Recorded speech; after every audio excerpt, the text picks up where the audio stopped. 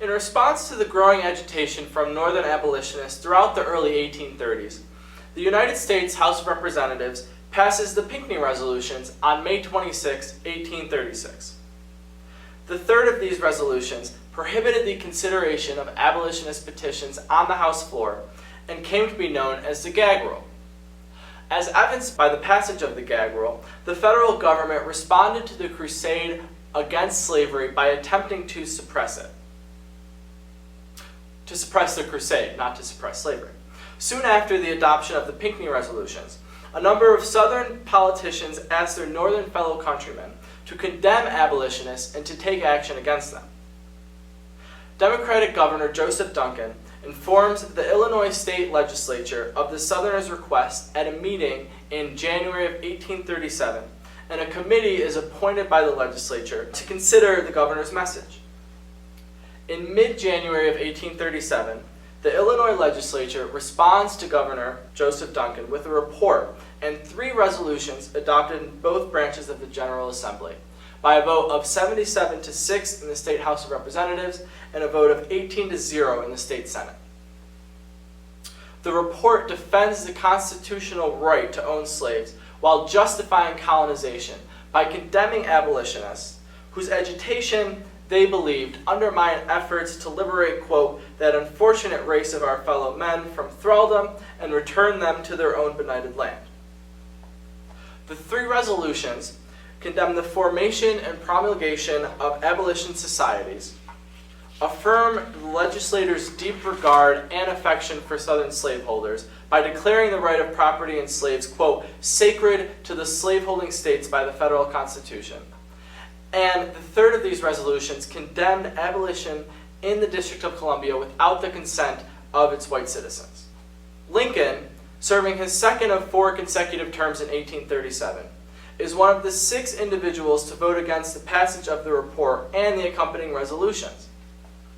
6 weeks after their passage, he and fellow dissenter Dan Stone present a protest to the Illinois House of Representatives just as it is about to adjourn.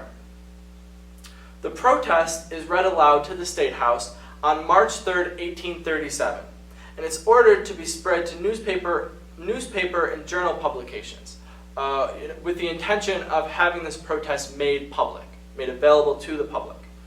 It commences. Resolutions upon the subject of domestic slavery having passed both branches of the General Assembly at its present session, the undersigned hereby protest against the passage of the same. So in this opening statement, Lincoln and Stone make a clear differentiation between their opinion of the report and that of the resolutions. The protest is explicitly against the resolutions upon the subject of domestic slavery. Their approval of the report and its adherence to the colonization effort may be inferred from their decision to omit mentioning it by name in this protest. Such an inference illuminates a political consistency for Lincoln on the issue of colonization, who, as late as 1 month before issuing the Act of Justice on January 1, 1863, devotes a long passage of his annual message to Congress to gradual, compensated abolition and colonization. As this protest is the first public commentary that Lincoln makes on the subject of slavery, it is important to examine the personal experiences that he has had with the institution thus far in his life in order to effectively comprehend and interpret the diction employed within. Around the time of Lincoln's birth in 1809, the South Fork Baptist Church in Kentucky, to which his parents belonged to, splits over slavery, and his parents, along with other members of the anti-slavery group, end up forming their own congregation. The family then moves from Kentucky to Indiana when Lincoln is 7, and in an autobiographical sketch written while campaigning for the presidency in 1860, Lincoln recounts that his father moved his family, quote, partly on account of slavery. Lincoln had few encounters with slavery after he moved from Kentucky to Indiana, and then later to Central Illinois, which is where he remains until assuming the presidency in 1861. Notable exceptions to this occur in 1828 and 1831, when Lincoln journeys down the Ohio and Mississippi rivers to help transport farm goods for sale in New Orleans. During the trips, Lincoln is immersed in the heart of the institution. Huge cotton and sugar plantations line the Mississippi and the Mississippi River. And of the 50,000 individuals populating New Orleans in 1830, nearly 17,000 are enslaved blacks. However, despite the pervasiveness of slavery, Lincoln mentions nothing of the suffering of slaves when he recalls the 1831 trip much later in the autobiographical sketch written in June of 1860.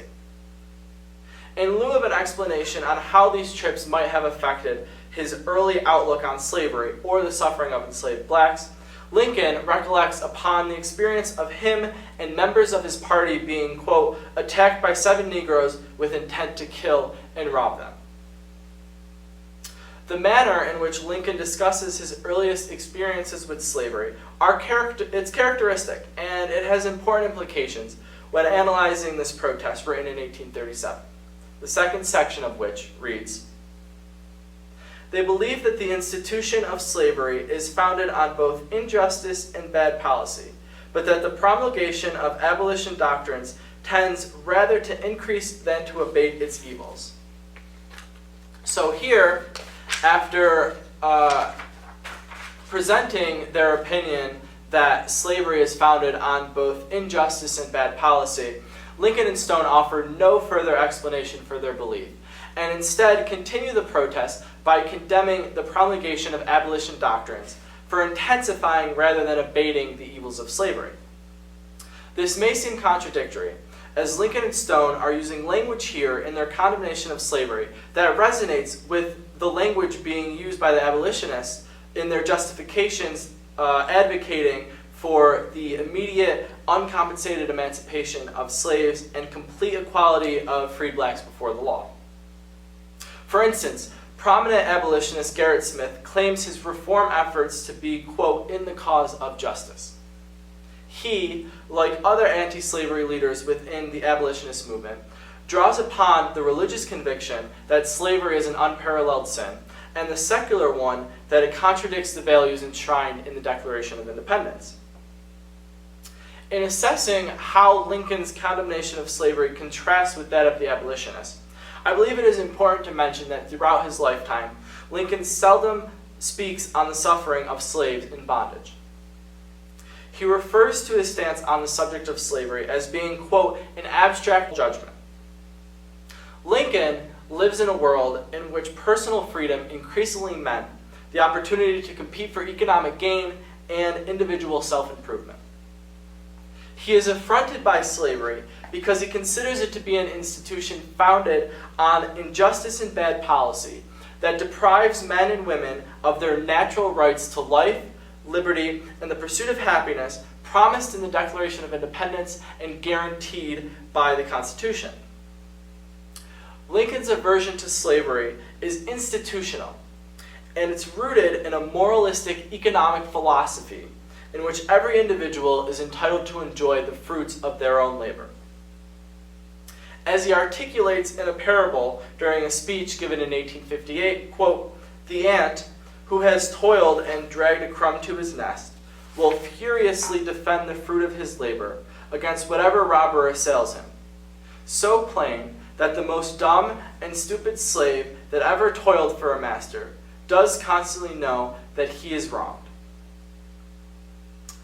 An understanding of how Lincoln condemns the institution of slavery while lambasting the efforts of those advocating for its immediate termination can be ascertained from an examination of the third section of the protest, which reads, "They believe that the Congress of the United States has no power under the Constitution to interfere with the institution of slavery in the different states." So although Lincoln's foundational principle is the Declaration of Independence assertion that all men are created equal, he establishes here what will become an unwavering commitment to abide by the legality of the Constitution. On the issue of slavery, Lincoln adheres to his belief that the Constitution protects against the interference of the institution in the states where it exists and in the territories where slavery was made permissible by the Missouri Compromise of 1820. When Congress adopts the Second Confiscation Act, with an emancipation provision in its 9th section during the middle of the Civil War on July 17, 1862, Lincoln agrees to sign it into law only after Congress adds a joint resolution explanatory that further details the statute's constitutionality. Later, when Lincoln issues the Emancipation Proclamation as a military order to take effect on January 1, 1863, he is, quote, driven to the alternative of either surrendering the Union and with it the Constitution, or of laying a strong hand upon the colored element. Lincoln interferes with slavery only when he believes that the nation will be lost if the Constitution's protection of the institution is preserved in the states in rebellion. Lincoln's opinion that the Constitution protected slavery in the states where it existed was a very popular belief at the time, shared by some abolitionists and slaveholders alike. William Lloyd Garrison called the document a covenant with the devil and burned it because of its pro-slavery rhetoric, while Southern politicians argued that an interference with slavery infringed upon states' rights guaranteed by the Constitution's 10th Amendment. Without mentioning slavery by name, the Constitution dealt with the institution by protecting it and empowering slaveholders in important ways. The 3/5 Compromise increased Southern political power. The Fugitive Slave Clause protected a slaveholder's human property. The Atlantic slave trade was protected from termination for 20 years. And Congress was granted the authority to put down any internal rebellions, which included slave insurrections. An understanding of Lincoln's lifelong devotion to the Constitution renders coherent his seemingly contradictory condemnations of slavery and those who are advocating for its immediate abolishment.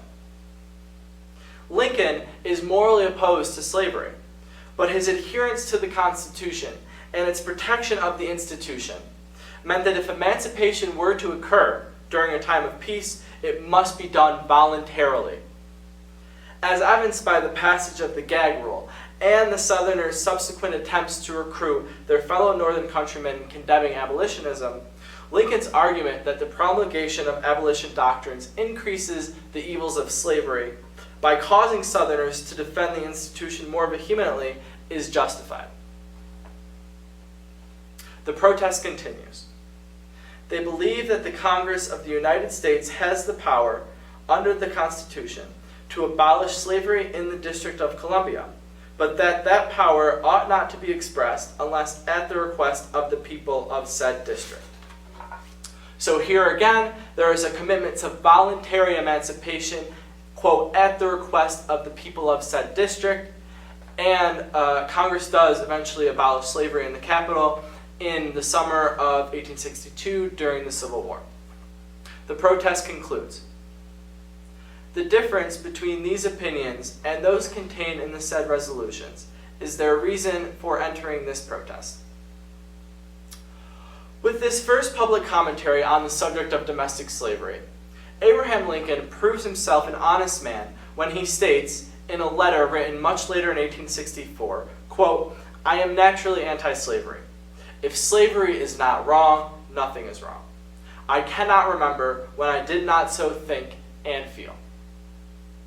At a time when his contemporaries in the Illinois General Assembly are declaring the right of property in slaves, quote, "sacred to the slaveholding states by the federal Constitution," Lincoln is condemning the institution that he believes to be founded on injustice and bad policy.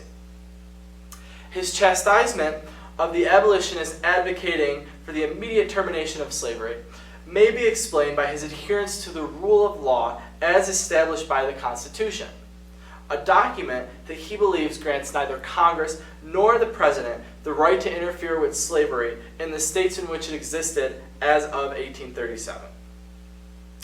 By making this protest exclusive to the resolutions on slavery passed by the Illinois legislature, it may be concluded that Lincoln, in 1837, believes emancipation must be gradual, voluntary, compensated, and accompanied with colonization.